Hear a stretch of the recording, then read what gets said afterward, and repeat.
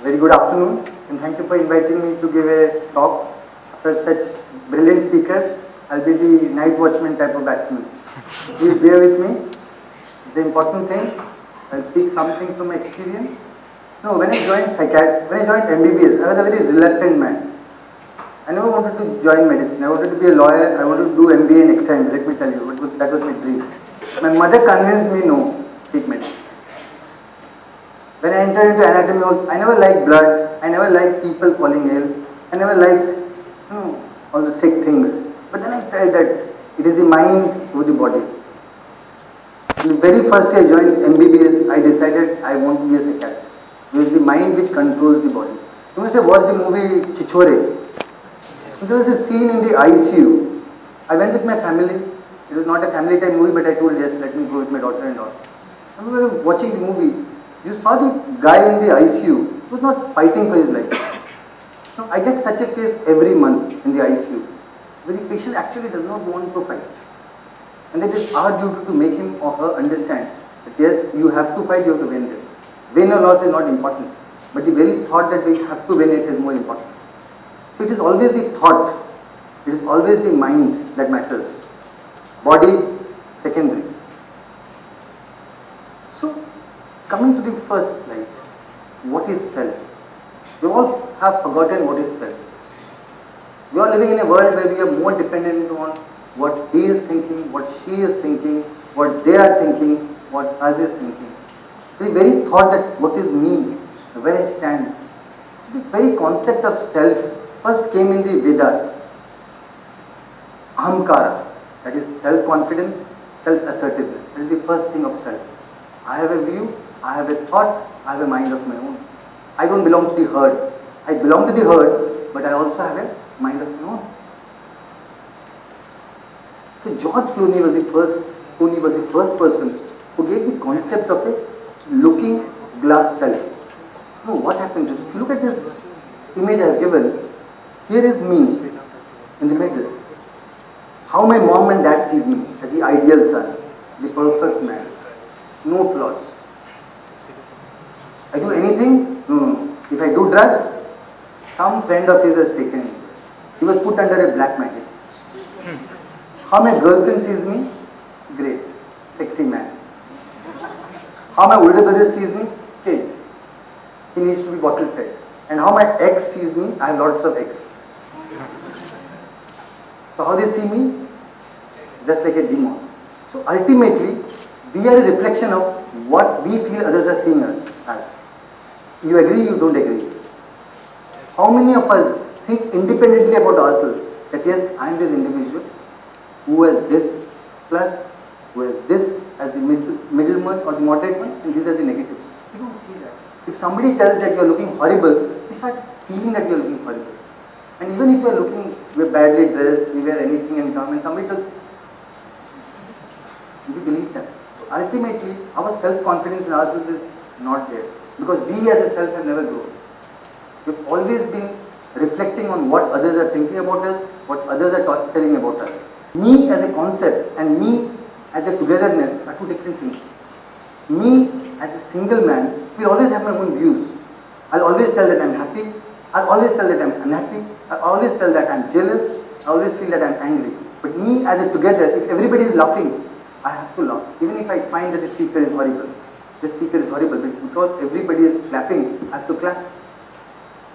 That is where I try to conform to certain things and actually deep down not being happy. Every day I'm showing I'm happy, but I'm not happy. Look at the new generation, the millennial generation. They have everything possible. But why aren't we happy? This is to the 1950s, the data that was kept. And the data that is now kept in this smartwatch has more than the data that is kept in this machine. So now we have moved to an era of digitalization, internet, everything else. Is it good? Is it bad? Every time parents come and tell me it is bad, I tell it is not. There is always a middle path. Because we have not been able to balance, not able to check things, we are moving in a direction which is detrimental to our own growth, to our own success, to our own happiness. We think that we will be happy like this, but at the end of the day, we are not happy. We are sadder than we actually intended to be at the beginning of the day. Facebook. So this is my photo. You think this is more, this is not more. So people start counting the likes I've got. And then they feel depressed.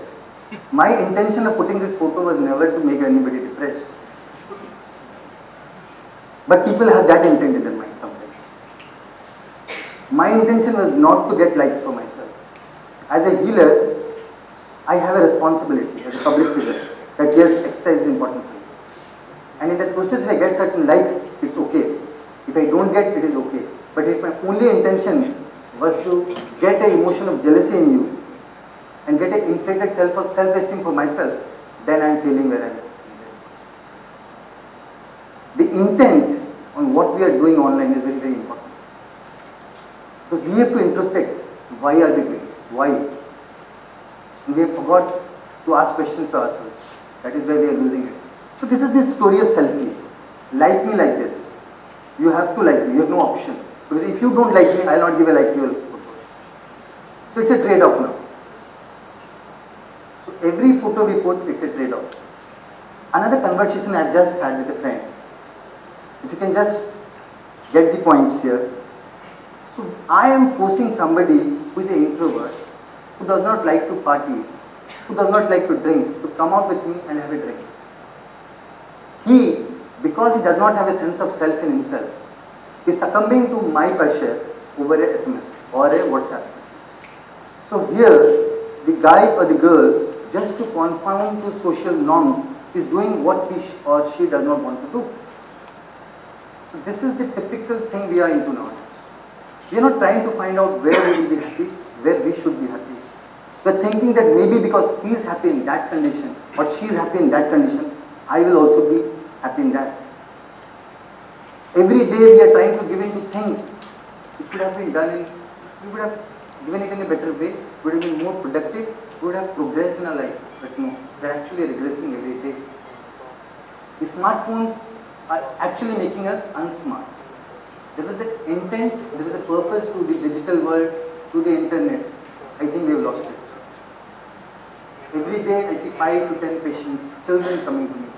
People in Amazon who have got shares in Amazon now playing PUBG and have lost their jobs. Yesterday somebody came and told me, so for the last 3 days my brother has not come out of the house, from the room. Why? He's playing PUBG, sir. You don't give the mobile, people are threatening to kill themselves. We have kids who are threatening to kill themselves, and we have had incidents where people have killed themselves, where the mothers have scolded the children because they are using mobiles more than they should. The world has come to such a place that a life or a little bit of a smartphone. That is where the whole education system has gone wrong. If you look at the concept of self, you have different images for different things. I am a different man to my wife, I am a different man to my girlfriend, I have it. To my friends, I am a different man to my patients. I am a different man here. I sound so polished. Come at night, you will see me how unpolished I am. Every time we are trying to project something different and trying to keep up to those images we are projecting ourselves. We are a different man in Facebook. I am a different man in Insta. I am a different man in LinkedIn. I might be a different man in Twitter. So at the end of the day, we are trying to conform to so many images and we are making a mess of it. Because if somebody is following you, the whole life is now revolved around the number of likes, the number of shares, the number of X, Y, Z we have. And what, again, I have one thing in life. We have only one right in life. Like, right to be happy. This is the only thing. Like Madam was telling, length of life, not important. It's the quality of life. Today I am happy, that's good enough. Just to show I am happy, if I show every day I am happy, it makes me sadder. Because again, I am looking at you to judge me. Yes, I use the word judge because I see a lot of youngsters nowadays telling me, please don't judge me, sir. Every time we think of a judgment, because we are trying to judge people every second, every minute. Relationships have gone into a toss. They've come into a cyber relationship where we're not into one-to-one relationship. Every relationship thrives on two things. One is intimacy, and one is whether we're able to speak out whatever you have in mind. That is the trust factor. but that is now no more. A relationship that occurs in the first year breaks down in the second year. A relationship that occurs in the second year breaks down in 2.5 years. Every person, almost everybody, doesn't have a stable life. They have a stable job, they have a stable salary. The only thing that they lack is stable relationship. Our parents had nothing, but they had a stable relationship. That was the depth of it. There was a depth in the relationship. There was a trust, there was a respect, there was an intimacy, there was an openness. Now it is all fidelity, loyalty. People ask, but they don't give. Every person you meet, they tell, I want a loyal man. I want space. You can't be in a relationship and we want space. How can you have space and still be with somebody? That's not possible. There has to be a middle path. And that is where the young generation, the millennials, are getting it wrong. You see a lot of youngsters every day coming. Every day. Sir, get me somebody like you.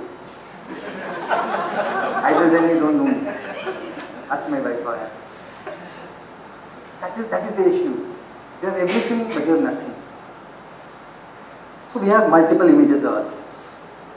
We have something different in TikTok. So we have money. We have Gadi. We have latest iPhone, I have it. We wear the latest brands. We go to the best places to holiday. But then, you're not happy. My mother would go once in a year to her mother's place and she was the happiest. I see my friend's wife, every month they are going on a holiday. They come back and they start complaining. Same to the husbands also. I'm not being gender biased in that sense. So, then you have to ask, what? How can we be happy? How can we be cool? Number one, we look at what happens with all the use of internet and all. What are we going to? So moderate use, okay. Unsafe use,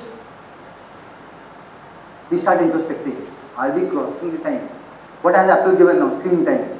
I can also know that sometimes I wonder, 6 hours online. 15 hours I have been working with patients and 6 hours online. So I slept only for 4 hours or 3 hours. So that is very important. Then cyber addiction and then we have a cyber syndrome. So what all happens is very, very important. But at the end of the day, we have very poor coping skills.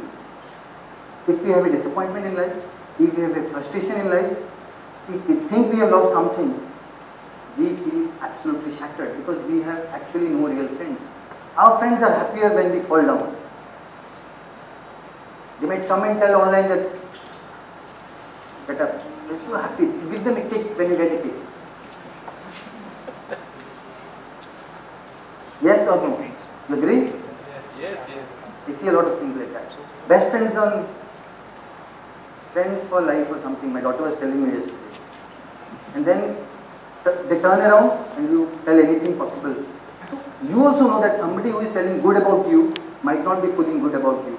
Because people about whom you are talking good, you talk bad the moment they turn their back. So we have become hollow, we have become shallow. We are not investing in real relationships. We are just investing in virtual things. What we want to be and what we are projecting is a wide gulf. And my intention is that please get it done. Don't project too much good about yourself. Try to be that self which you are trying to project. If you are telling that take care of the pet, please take care. If you are talking about an orphanage, when you grow up, don't make people orphans. Don't drink and drive. Don't try to do things which make people on.